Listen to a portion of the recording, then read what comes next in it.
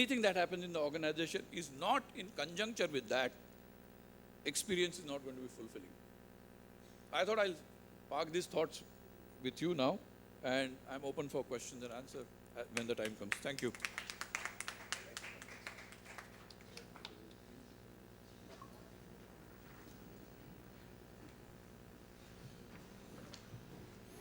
A very good afternoon to all of you.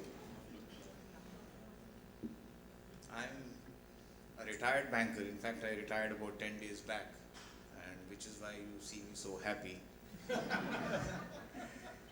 I was similar to what Tarun was mentioning. I'd never been in HR, but for the last 2 years, and the bank decided that I must be the corporate development officer. I had 18 departments reporting to me. I can't remember all of them now, in fact, but two of them were definitely there. One was the training unit, and the other was the major HR function. And as a result of the little time I had, I thought, like Mr. Mathai was mentioning, we need to probably give a context to the discussion that we are engaged in. And I did up a little bit of reading, and I thought, let me try and get some facts for you. So some of the things that which sort of make summits like this very relevant is what I thought I'll present to you. One is actually a fact which came out in the last World Development Report of the World Bank, which says that in the next 10 years, about 69% of the jobs which are presently being done are going to basically go away to automation, AI, and robotics. So there is actually a think tank, constituted by 5 of the tech giants in the US, including Google and Apple and Amazon and others, who are actually thinking about how to save the human race and continue to make human beings relevant in a highly automated environment. The second thing was that till the first decade of this century, Asia did see a lot of spurt of growth, and that spurt of growth is actually now on the wane, essentially because the intellectual capital as well as the technological innovations which have now contributed to the increase in the productivity now seem to be shifting base. So Asia no longer has the supremacy which came on account of cheaper labor as well as on account of some of the state support which had been provided in some of our neighboring countries. And another context was that as part of the Make in India campaign in the there is the skill development agency has made an assessment that we would possibly need about in the next 30 years, if growth has to happen at in the manufacturing sector at the level which the present government wants, we need about 300 million skilled workers. And presently our colleges and institutions are able to churn out just about 1.7 million every year, which means around 50 million is what we are going to end up with.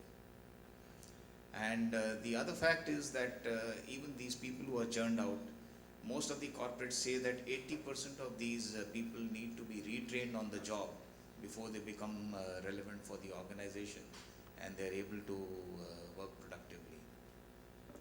So that is the sort of shortcoming that we've had in the, and again one other fact which came out was that almost about 85% of the expenditure budgets in the educational institutions is being spent on salaries as well as maintenance, etc., and hardly about 5% is being apportioned for research as well as for advanced training modules. So very negligible effort is actually being put over there. The other most interesting phenomenon was that most of the training institutions in India are woefully short of staff, training staff. And in fact, one of the examples they gave was of an engineering college in West Bengal, where the 4th year students are actually asked to teach the 1st year students because they don't have adequate teachers there. So that is the context in which we are discussing the training. Another aspect is, the Harvard Business Review. It came out with a analysis of training, and they mentioned that they of course call it the great training robbery, and they said that the US corporates in 2015 had spent about $160 billion within US on training, and $356 billion internationally, worldwide. And at the end of it all, these corporates came up with an aggregate basis, saying that there was hardly any salutary effect on the performance of these employees who had gone for these trainings, and only 1 in 4 of them could actually bring about some sort of an improvement in how he or she was performing on the job. So in fact, this comes out of a lot of the changes that we are making in State Bank of India also, and we firmly believe that training gets traction only if the top management also believes in the change that is required to be brought about, and it has to be a very, very highly visible sort of agenda that, as Mr. Mathai had mentioned, has to be driven right from the top. And there has to be a review of the training which should revolve around the top management having a very clear and inspiring strategy, and how they envision that strategy to be implemented. While the training is there, they need to create that fertile ground for that training to become effective, for people to bring about that change in the workplace. The workplace has to be ready to adopt that change, otherwise the benefits of what training is supposed to bring about would not happen. The other is that you have to have a system whereby you are able to get an unvarnished sort of a feedback from the employees on how they saw the training. And here it's very, very important that there has to be a system whereby people are able to actually are comfortable to speak their mind, and not only be carried away by an impressionistic feel of whatever they had undergone in that short while they were in the training, and then give a feedback based on that. It has to be a little later, after seeing the relevance of what they had learned in the workplace. So having said that, in SBI, basically we have sort of adopted a lot of the changes which some of the members here have mentioned, the entire gamut. We have, of course, learning centers, about 45 learning centers all over the country, 5 Apex training institutions also. We try to touch all our 200,000 odd employees at least once in a year with some training input. And but apart from that, the webinars, the gamification, the quiz, and the e-capsules, certain amount of mandatory training whereby in their annual appraisal certain marks are given if they have done all those lessons. All that is also built in. And but the emphasis today is more on trying to find out what exactly is it that business needs, and this basically comes out of the level of disruption which is happening in the banking industry. If we don't keep our training relevant to our people being able to adopt the change which is happening in the banking sector, obviously the bank would not be able to deliver as well to the customers. So what we actually call our business verticals in the bank as strategic training partners of the training unit, and there is a trainings needs assessment which is done annually, which is then reviewed and constantly updated even during the course of the year as changes happen, so that training programs can be designed such that people are able to imbibe whatever is required for their workstations. Also, apart from that, the ease of getting access to information through knowledge helplines, etc., and on the now we are in fact going in for an app-based application also, whereby as Tarun had mentioned, people, the millennials are rather impatient on certain things, and they would like to have encapsulated information provided to them so that they're immediately able to take care of the problem confronting them. We are trying to sort of address issues like that also. Two other important aspects that we do take care of is that our top executives also, we actually give them, send them for global programs, at some of the best universities all over the world. And we try to at least, ensure that with this, they have a much broader perspective and they're able to interact with people in other fields and try and bring some of the best practices which are there world over to the.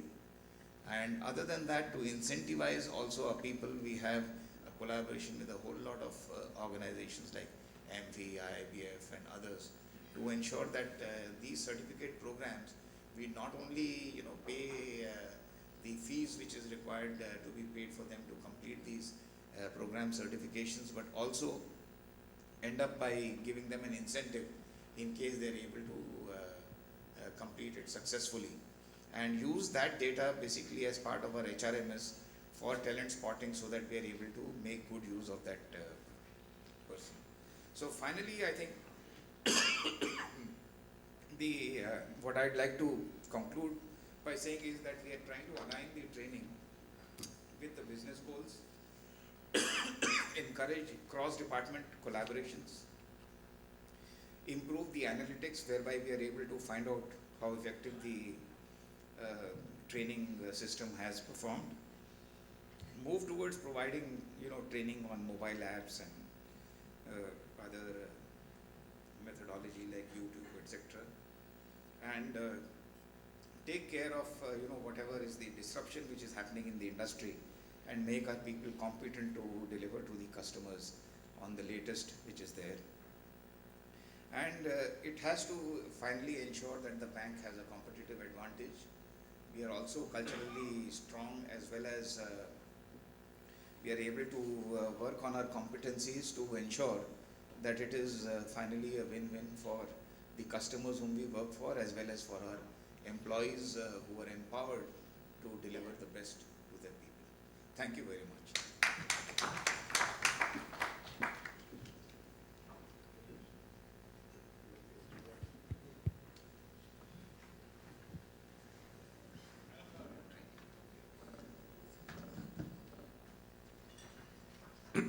Thank you, panel members. It was very diverse views and we covered quite a spectrum of same topic from different angles.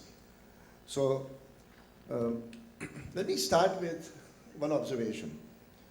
Sonia, you mentioned that after they finish the training, I hope they've learned something.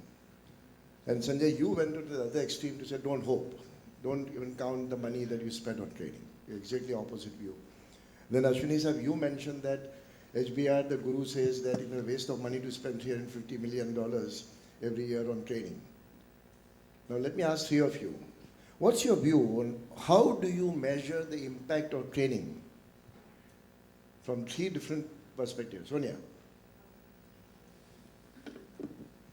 So I think when we're dealing with the young learner that we are today, I think the word hope actually should not have been there. So I kind of changed my stand and moved to Sanjay's side, saying that really, in a traditional classroom format, the way the learning progresses, the takeaways are very limited.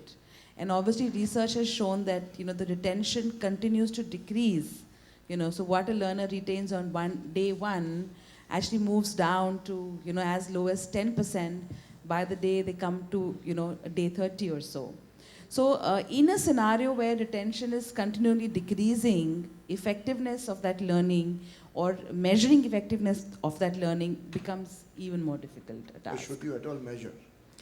Well, surely there is a need to measure, in fact, very recently there's a study that came out of Brandon Hall and they talked about the 4 or 5 trends that, L&D strategies are based on.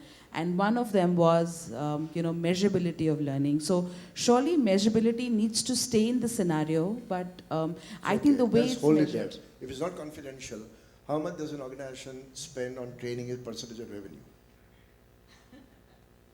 Confidential? Yes, very, very minuscule, yes. Okay. Sanjay, how would you defend exactly opposite view that Sonia is saying? They don't count money, just spend. As I said, Akhil, if it is a philosophy,